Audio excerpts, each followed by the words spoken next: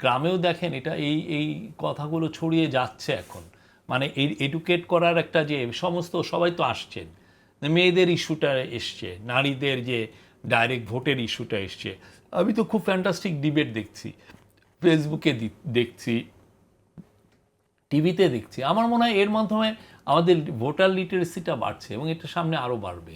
তো আপনারা তো একটা ঐতিহাসিক নির্বাচন উপহার দিতে চাইছেন, কিন্তু আপনারা যদি নিজেরাই মনে করেন যে মানুষ আসলে অনেক কিছু বুঝবে না এবং মানুষ টাকা দিলে ভোট দিয়ে দেয়, তাহলে ঐতিহাসিক নির্বাচনটা কিভাবে সম্ভব? আসলে এইটা ওনার এই কথা দুই একটা কথাকে people have taken out of context.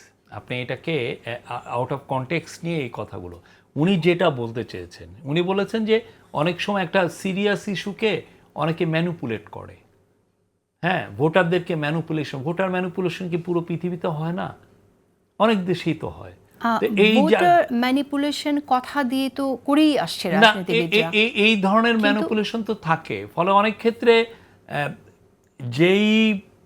যেই ধরনের আপনি রেজাল্টটা চাচ্ছেন, হ্যাঁ, সেটা পাচ্ছেন না। অনেক ক্ষেত্রে দেখা যায় যে এমনভাবে তাদেরকে কনভিন্স করা হয়, দেখা যায় যে একটা মনস্টারকে ইলেক্টেড করতে হচ্ছে, মানে যেই যাকে আপনার ইলেকশন করার কথা, দেখা যায় যে সে এমন ধরনের ম্যানিপুলেশন করলো, করে যেটা হলো যে একটা পুরো প্রসেসটাকে প্রবলেমেটিক এখানে কিন্তু ঠিক প্রসেসের কথা বলা হয়নি। আমি একটু বলি আপনাকে, আমি ওই চ্যাথম হাউসের ওয়েবসাইট থেকে পুরো লাইভ ইন্টারভিউটা আমি নিজে শুনেছি।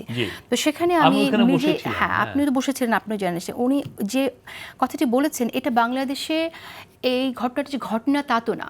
ইলেকশনের আগে অনেকের হাতে অনেক রকম গিফট যায়, এটা আমরা জানি। সবার ক্ষেত্রে বলেছেন, হ্যাঁ, কিন্তু আসলে আপনারা তো না, কিন্তু আপনি, হ্যাঁ, টাকা দিয়ে ভোট দিয়ে দেয় মানুষ, টাকা দাও ভোট দিয়ে দেবো, এই বিষয়টি বাংলাদেশের বাস্তবতা এটা আছে। কিন্তু আমার প্রশ্ন হচ্ছে যে এটা যদি পরিবর্তন করা না যায়, তাহলে আপনারা ঐতিহাসিক ভোট কিভাবে আপনারা উপহার দেবেন? সেটার জন্য তো আমরা কাজ করছি, সেটার জন্যই ইন্টারিম গভর্নমেন্ট কাজ করছে।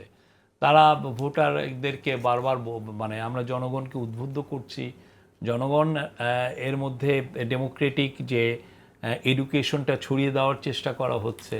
এবং আমার মনে হয় এবং পলিটিক্যাল পার্টিগুলোও যদি এটা নিয়ে আরও সিরিয়াসলি নামে, voter literacy is a big issue. ভোটারকে লিটারেট করতে হবে যে কি ইস্যুগুলো কি। এই উদ্যোগটা কতটুকু নেওয়া গেছে? যেমন তিনি তো ঠিকই বলেছেন যে সকল ভোটার আসলে বুঝতে পারবে না। দ্বিকক্ষ বিশিষ্ট সংসদ বলতে আমরা কি বোঝাচ্ছি, নিম্নকক্ষ, উচ্চকক্ষ, সবাই বুঝতে পারবেন না। ভোটারকে এডুকেট করার জন্য আপনারা কি করছেন? সংস্কারের জন্য তো প্রস্তাবনা আছে, অনেক কমিশন কাজ করছে, কিছু কাজ তো সরকার উদ্যোগ নিতে পারে। সংস্কার নিয়ে যে কাজগুলো হচ্ছে সেটা নিয়ে কিন্তু অনেক কমেন্ট্রি লেখা হচ্ছে, অনেক টিভিতে অনেক কথাবার্তা হচ্ছে, ফলে এক ধরনের এডুকেশন কিন্তু হচ্ছে। আমাদের কেন দ্বিকক্ষ বিশিষ্ট, এটা আপনি কেন নিশ্চিত হলেন যে তৃণমূলে যে বাড়িতে আপনার অনেক সময় বিদ্যুৎ থাকে বা থাকে না, বা যাদের ঘরে একটা টেলিভিশনও নেই, বা যাদের কাছে একটা স্মার্টফোনও নেই, সে এডুকেটেড হচ্ছে? এটা আমার মনে হয় এটা ছড়িয়ে যায় তো মানুষের, এইটা কেন আমি এটা করছি, কেন এটা দরকার, এটা ইভেন প্রত্যন্ত আপনি যদি গ্রামেও দেখেন এটা এই কথাগুলো ছড়িয়ে যাচ্ছে এখন, মানে এই এডুকেট করার একটা যে সমস্ত সবাই তো আসছেন, মেয়েদের ইস্যুটা এসছে, নারীদের যে ডাইরেক্ট ভোটের ইস্যুটা এসছে। আমি তো খুব ফ্যান্টাস্টিক ডিবেট দেখছি, ফেসবুকে দেখছি, টিভিতে দেখছি। আমার মনে হয় এর মাধ্যমে আমাদের ভোটার লিটারেসিটা বাড়ছে এবং এটা সামনে আরও বাড়বে। আমি একটু ডিসএগ্রি করি এখানে। আমার কাছে মনে হয় না যে মানুষটি একদম খেটে খাওয়া শ্রমিক, যে সারাদিন কাজ করে ইট ভেঙে ঘরে এসে খেয়ে ঘুমিয়ে যায়, তার কাছে আসলে আমাদের এই আলাপটা আসলে পৌঁছায়। সেটা পৌঁছানোর জন্য সরকারের একটা উদ্যোগ নেওয়া উচিত ছিল। সরকারের উদ্যোগ নিচ্ছে, প্লাস আমাদের একটা ইয়াং ছেলে মেয়েরা উদ্যোগ নিচ্ছে। আমার মনে হয় এটা হচ্ছে।